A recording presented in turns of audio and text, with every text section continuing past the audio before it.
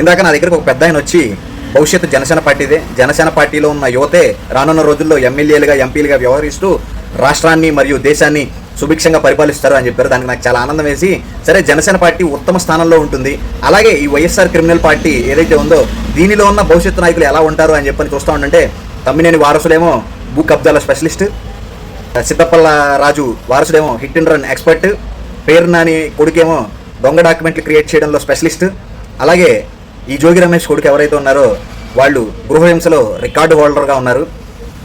ఈ YSR criminal party అనే పేరుకి వీళ్ళు సార్థకత చేస్తారు. భవిష్యత్తు తరం కూడా వైఎస్ఆర్సీపీకి చాలా స్ట్రాంగ్ క్రిమినల్ రాజకీయ నాయకులు రెడీ అవుతూ ఉన్నారు. ఇక మనం చూసుకోవచ్చు రానున్న రోజుల్లో జనసేన జెన్జీ ఎలా ఉన్నారో, వైఎస్ఆర్సీపీ జెన్జీ ఎలా ఉన్నారో మనం చూసుకోవచ్చు. దీనిలోనే మనకి తేటతెల్యం అవుతుంది జనసేన పార్టీయే నిజమైన రాష్ట్ర భవిష్యత్తు అని చెప్పని మనందరికి తెలుస్తూ ఉన్నది. నేను ఈ విషయాన్ని మీతో షేర్ చేసుకుందామని వీడియో చేయడం జరిగింది. జై హింద్, జై జనసేన.